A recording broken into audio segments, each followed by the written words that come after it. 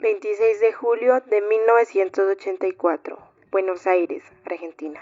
El adolescente Diego Fernández Lima, de 16 años, destacado futbolista del Club Atlético Excursionistas, termina de almorzar con su madre y le pide dinero para el bus. Toma una mandarina para comer en el camino y le avisa que se encontrará con un amigo.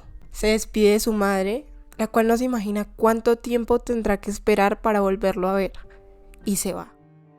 Era un jueves, todo transcurría con normalidad, hasta que pasaban las horas, se hizo de noche y Diego aún no llegaba a casa. Era rarísimo porque él sabía que tenía que estar siempre puntual a las 8 en casa para cenar, y siempre lo hacía. Así que sus padres ya empiezan a preocuparse y deciden ir a la comisaría del barrio a reportar su desaparición. Sin embargo, allí registran el caso como una presunta fuga del hogar. Tal parece que ni siquiera hicieron ninguna búsqueda. Ya va a venir, quédense tranquilos. Seguro se fue con alguna novia. Es lo que le decían a sus padres. Pero ellos conocían a su hijo, conocían su comportamiento. Él era un niño bueno y no iba a preocupar a su familia así. Su papá, Juan Benigno Fernández, un comerciante de repuestos para autos, hizo todo lo posible para que los medios difundieran la noticia y consiguió que publicaran una entrevista en una revista. La revista Esto, la cual es una revista publicada en Argentina que se especializa en casos policiales, crónicas criminales y reportajes a fondo sobre hechos delictivos reales. Esta se caracterizaba por sus títulos extravagantes, casos insólitos e investigaciones meticulosas. Ahí, Juan Benigno declaró: La policía dice que tiene 3.000 casos iguales, y fíjese qué absurdo. Desde el primer momento lo caratularon como fuga de hogar. Yo protesté, ¿y saben qué me dijeron? Que así estaban impresos los formularios. Contó el padre en la revista publicada 2 años después de la desaparición. Sin embargo, a pesar de la ineptitud de la policía, Fernández no se quedó quieto, pues hizo todo lo que estaba en sus manos para poder encontrar a su hijo.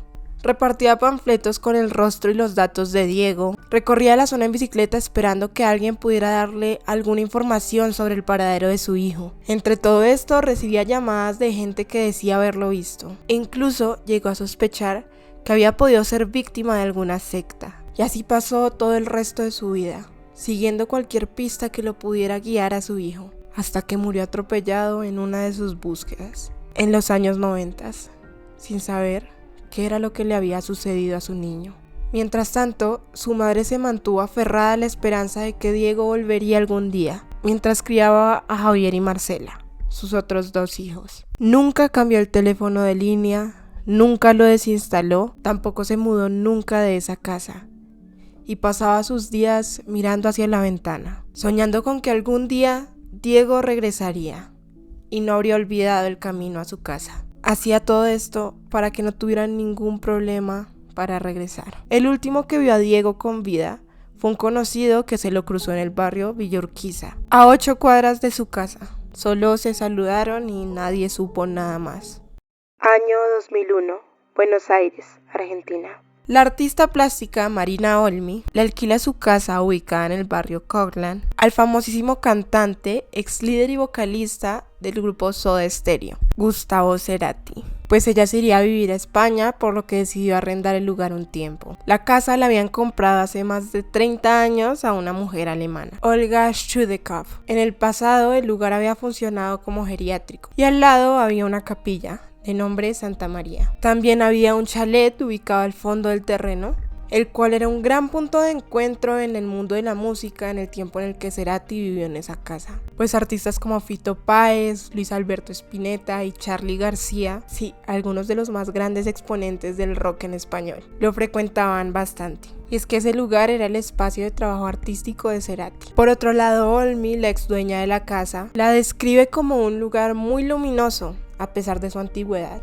E incluso menciona que en el lugar habían pasado cosas raras, como que una vez se incendió un árbol en medio de una tormenta. Cerati se fue de la propiedad en el año 2003 y 22 años después esta sería demolida para construir un edificio, después de que Olmi la vendiera a una compañía que quería transformarla.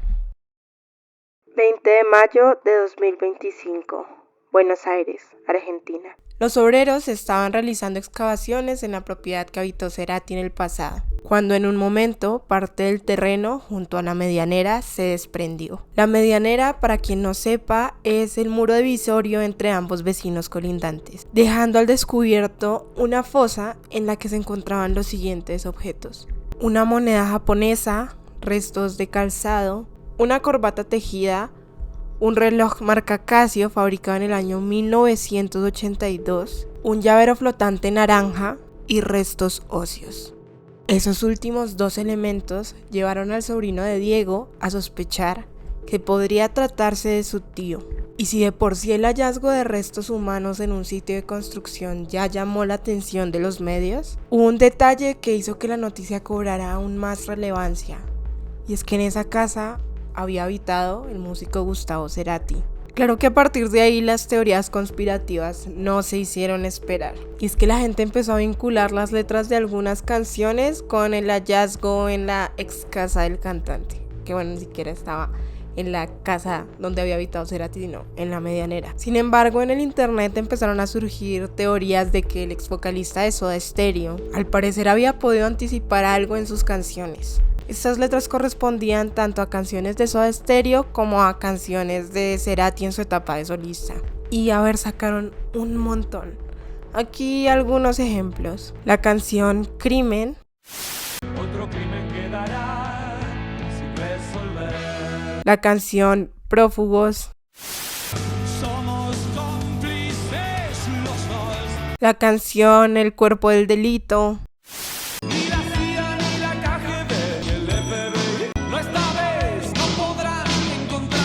La canción Corazón delator, basada en el cuento de Edgar Allan Poe. Mi corazón se vuelve delator, traicionándome. Entre algunas otras. Y oigan, los comentarios de YouTube en algunas de estas canciones.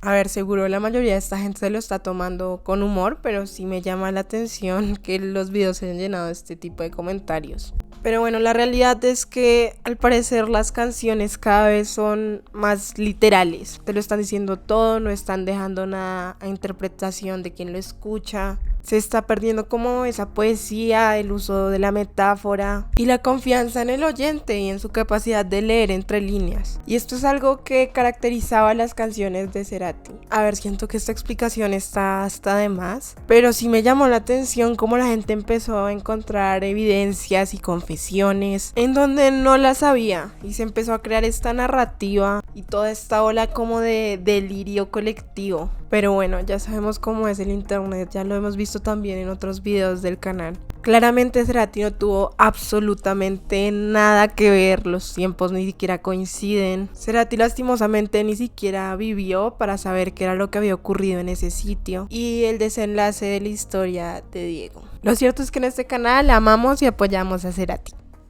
De hecho, Javier, el hermano de Diego, le agradece al cantante porque gracias a él pudieron atar los cabos. Gracias totales, porque sé dónde está mi hermano y voy a estar con él. En parte gracias a Gustavo y los obreros y toda esta movida que se generó, que fue impresionante. Fue lo que dijo Javier, quien en principio ni siquiera relacionó esta noticia con su hermano. Fue el sobrino de Diego el que empezó a relacionar los hechos. Y finalmente fue el equipo argentino de antropología forense quienes determinaron que esos 151 restos óseos hallados pertenecían a un varón muy joven que había muerto de forma violenta. De este modo, la fiscalía concluyó que el chico había sido asesinado por una puñalada en el tórax. Después intentaron desmembrarlo, al parecer con una especie de serrucho, pero no lo lograron. Y al parecer por eso lo enterraron en una improvisada fosa de apenas 60 centímetros de profundidad, junto con todas las pertenencias que llevaba ese día. Y la identificación fue definitiva cuando el sobrino de Diego convenció a su abuela para que llevara una muestra de ADN al equipo argentino de antropología forense. Y efectivamente, los restos hallados eran los de Diego Fernández Lima. ¿Qué sucedió ese jueves 26 de julio de 1984? Diego termina de almorzar le pide dinero a su madre para tomar un colectivo, toma una mandarina y sale de su casa en Villa Urquiza a las 2 de la tarde. En el camino, un conocido lo ve a la altura de la avenida Monroe y Naon. Lo reconoce y le grita "Gaita", como lo llamaban en el club donde jugaba fútbol. A partir de aquí viene una narración presunta de lo que pudo haber sucedido a partir de los indicios y declaraciones posteriores. Pues lo cierto es que lo que ocurrió ese día no fue presenciado por ningún testigo directo. En el transcurso del día, Diego habría tenido contacto con un compañero de colegio. Habría llegado a su vivienda y al parecer allí se habría producido una confrontación que habría escalado de forma violenta. Al parecer fue una reacción impulsiva que se salió de control, no un acto planificado. A Diego lo asesinan con una puñalada propinada en la cuarta costilla derecha. El atacante entra en pánico e intenta desmembrarlo sin éxito para deshacerse de la evidencia, dejando tan solo las heridas en sus articulaciones. Así que para intentar borrar todo rastro de lo ocurrido, cae una fosa de 60 centímetros de profundidad, entre las raíces de un bananero y una Santa Rita. Llega la noche y Diego aún no regresa a casa, por lo que sus padres acuden a la comisaría donde no reciben ninguna ayuda. 7 años después, su padre, convencido de que Diego había sido capturado por alguna secta, es atropellado por una camioneta en Galván y Congreso, a solo 7 cuadras de donde estaba enterrado su hijo, sin que nadie, exceptuando el asesino y los posibles encubridores, lo supiera. El 20 de mayo de 2025 finalmente se encuentran los restos de Diego, enterrados en el fondo de la casa lindera, ubicada en la avenida Congreso 3742, donde vive la familia Graf desde 1974. Los especialistas de LEAF intentan determinar el perfil de la víctima a través de un perfil biológico y también describen las lesiones que encontraron. La familia de Diego se entera del hallazgo gracias a la difusión de los medios, que informaban acerca de los huesos hallados en la casa de al lado de donde vivió alquilado Gustavo Cerati. A la familia le llama la atención el detalle del reloj, ya que Diego usaba uno de características similares, por lo que se comunican con los investigadores y se le toma una muestra de sangre a Bernabella Lima, la madre de Diego, quien hoy tiene 87 años. Y así se confirma la identidad de la víctima. Al darse a conocer la identidad de los restos, un compañero de escuela de Fernández Lima se comunica con la fiscalía y les confirma que en la casa en donde estaban enterrados los huesos vivía otro compañero de la época, Norberto Cristian Graf. El 12 de agosto, el fiscal imputa a Graf por los delitos de encubrimiento agravado y supresión de evidencia y pide que sea citado a prestar declaración indagatoria. Sin embargo, declara que no puede explicar lo de los restos, que su familia no conocía a Diego y que nadie entendía cómo llegaron esos huesos ahí. Graf asegura no haber conocido a la víctima, incluso tras ser confrontado con registros escolares. Finalmente, admite haber compartido un año escolar con Diego, pero niega cualquier otro tipo de vínculo, diciendo que ni siquiera se acuerda que la desaparición de Diego haya sido tema de conversación. También dice que había pedido a los obreros que no tocaran la Santa Rita, sí, la que estaba al lado de donde se encontró la fosa, por un tema afectivo, pues esta la habían plantado sus padres y su madre no quería que la tocaran. Y finalmente, Graf queda absuelto. La decisión del magistrado se fundamenta en que el delito ya habría prescrito, pues el homicidio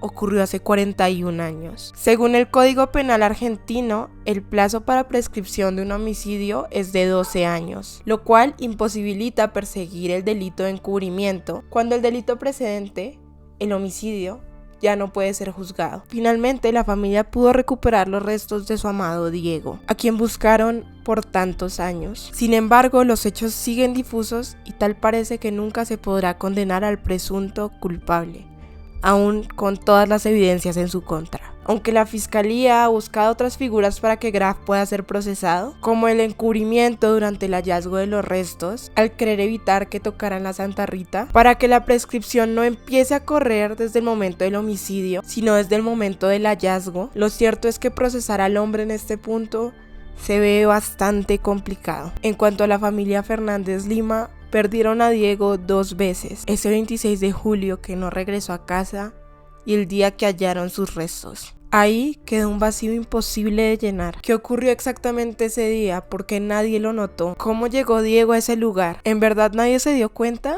de la tierra removida, del chico que ingresó y nunca salió, del posible ruido que tuvieron que hacer? El tiempo pasó, dejando respuestas a medias, diluyendo responsabilidades, y dejó una historia incompleta donde la ausencia de Diego terminó siendo la única certeza. Muchas gracias por ver este video y nos vemos en el próximo. Yo lo que le pido al juez, justicia, justicia que haya, por favor. Me mató a mi hijo, tenía 16 años recién, por favor le pido. Eso es lo que pido, justicia.